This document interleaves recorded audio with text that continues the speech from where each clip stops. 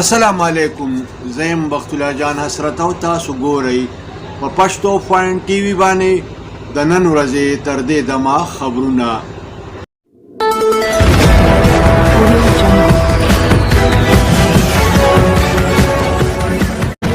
د ټولو اول سر خبرونه.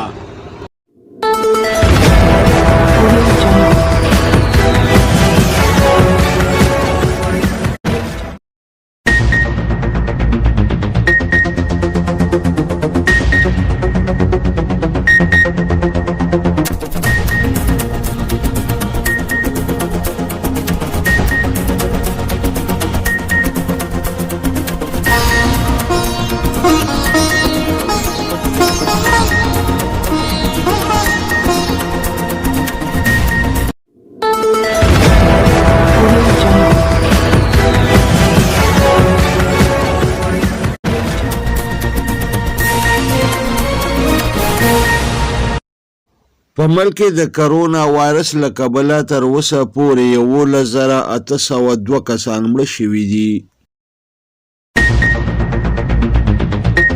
د اسلام آباد په شمول د ملک په څلورو واړو صوبو کې د کرونا وایرس ویکسینیشن شروع شو. سعودي عرب د کرونا وایرس د نوي شکل د خورېدو د ودرولو دپاره د پاکستان په شمول په 10 ملکونو باندې فضایي پابندي لګولې ده. وزیر اعظم عمران خان ویلي دي چې د سېنټ په انتخاباتو کې به د پیسې د استعمال په سختۍ سره حوصله شکني کوو. د خیبر پختونخوا وزیر اعلی د صوبایي کابینې د اجلاس صدارت کړی دی. حکومت د سېنټ انتخابات په شو اپ هند باندې د کولو دپاره د عین 26م ترمیمي بل په قومي اسمبلۍ کې پیش کړی دی. حکومت د سود د کیس په سماعت کې د وفاقي شرعي عدالت دایره اختیار چیلنج کړی دی. د سپریم کورټ اف پاکستان سینئر جج جسټس قاضي فایز عیسی د وزیر اعظم عمران خان د طرف نه هر ممبر ته د 50 کروڑ روپو د ترقیاتي پند ورکولو نوټس اخیستی دی. اسلام آباد هائی کورټ د جعلي بینک اکاؤنٹ په کیس کې پخوانی صدر آصف علي زرداری ته د صحت د خرابۍ په بنیاد باندې مستقل ضمانت ورکړی دی. د قومي اسمبلۍ رکن او د ټي وي میزبان عامر لیاقت حسین د اداکارۍ په میدان کې هم قدم کېښوده. د بالیوډ معروف اداکار سلمان خان د هدایتکار سره د جګړې په بنیاد باندې په انشاءالله فلم کې کار کول پرېښوده. اسرائیل ویلی دی چې د ایران په جوهري پروګرام به امریکا نه بلکې اسرائیل یوازې حمله کوي. پخوانی کرکټر سعید اجمل په پینډي ټیسټ میچ کې د سپین وکټ په ذریعہ باندې د جنوبي افریقې د مقابلې مشوره ورکړې ده.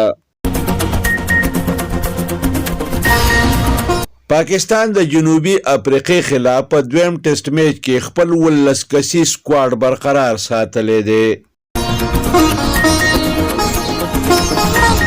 په ټي 20 سیریز کې د پاکستان خلاف د جنوبي افریقې 20 کسي دسته لاهور ته رسېدلې ده. نن یو ځل بیا د ملک د نورو حصو په شانتې په خیبر پختونخوا کې په اسمان باندې ګوري وریځې خورې وې. په بعضې مقاماتو کې د نري باران کېدو اطلاعات هم راغلي دي.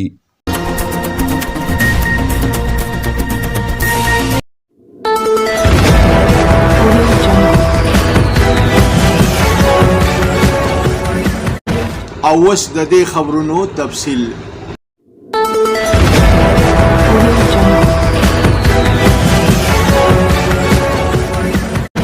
په ملک کې تر اوسه پورې د کرونا وایرس له کبله د ټولو شوو مړو شمېره 11,802 ته رسېدلې ده.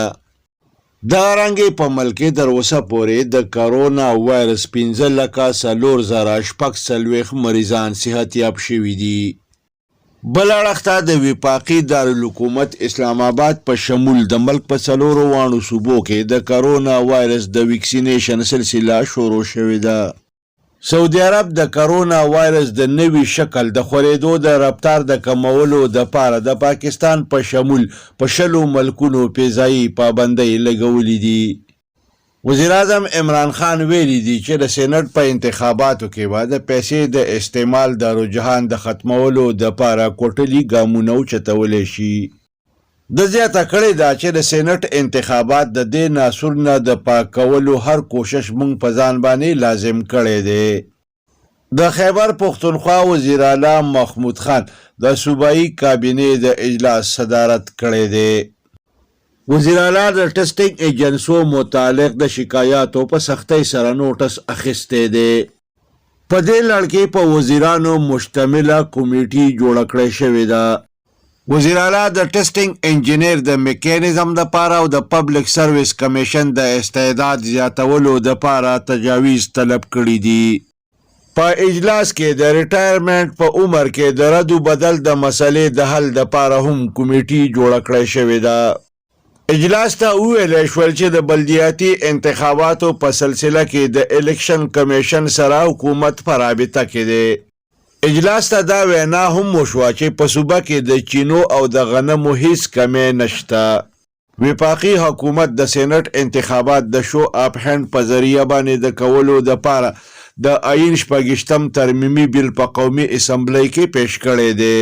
د اسلام آباد های کورټ د جعلي بینک اکاونټ په کیس کې د 8 اربو روپو د مشکوک ټرانزیکشن د نیب په انویسټیګیشن کې پخواني صدر آصف علي زرداري ته په طبي بنیادونو باندې مستقل ضمانت ورکړی دی او دغه رنګې نیب د ګرفتارۍ نه منع کړی دی. د اطلاعاتو مطابق وفاقي حکومت د سود د کیس په سماعت کې د وفاقي شرعي عدالت دایره اختیار چیلنج کړی دی. بل اړخ ته د سپریم کورټ اف پاکستان سینئر جج جسټس قاضي فایض عیسی د وزیر اعظم د طرف نه هر ممبر ته د 50 کروڑه روپو د ترقیاتي فنډ د ورکولو د اعلان نوټس اخیستی دی.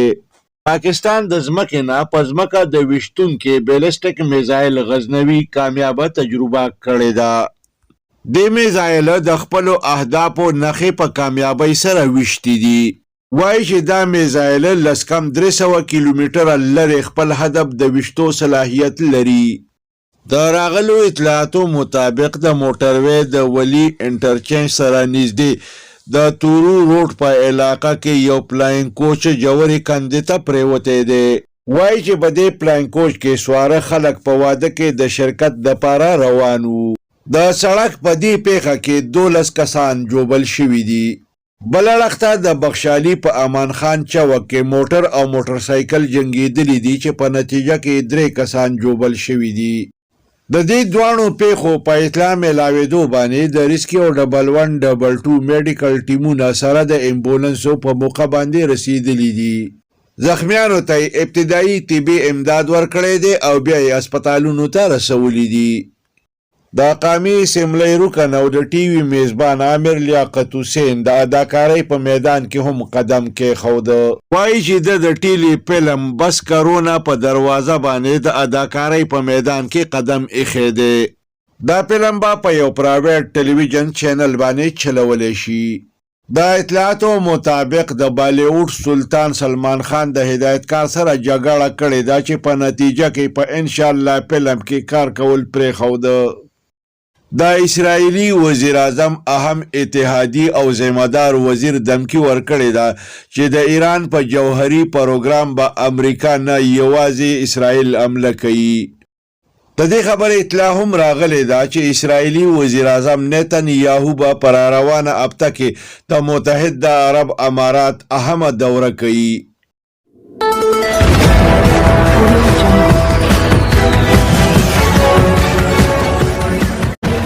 راځئ چې وګورو د لوبو خبرونه.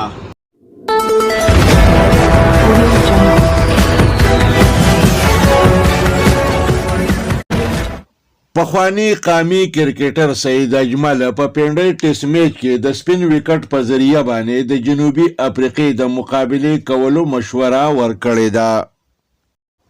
بل اړخته پاکستان په دویم ټیسټ میچ کې د جنوبي افریقې د مقابلې دپاره خپل 19 کسي سکواډ برقرار ساتلی دی او هیڅ بدلوني پکې نه دی کړی. د پاکستان خلاف د T20 سیریز دپاره د جنوبي افریقې 20 کسي دسته لاهور ته رسېدلې ده.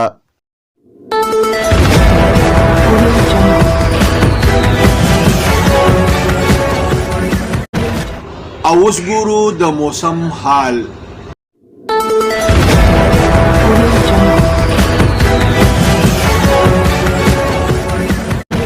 نن یو ځل بیا د ملک د نورو حصو په شاندې په خیبر پښتونخوا کې په اسمان باندې ګوري وریځې راخورې وي. په بعضې مقاماتو کې د نري باران کېدو اطلاعات هم راغلي دي. د روانو 24 غنټو دپاره د خشک موسم پیشنګویي شوې ده.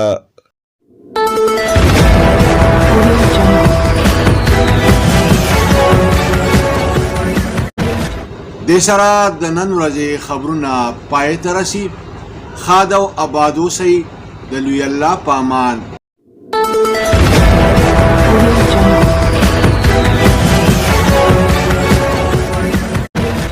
کتونکو پښتو فاین ټي وي سبسکرایب کړئ، دا ټلۍ په بټن ګوته کېدئ او دغه رنګې دا خبرونه کتنه د خپل ژوند معمول وګرځوئ.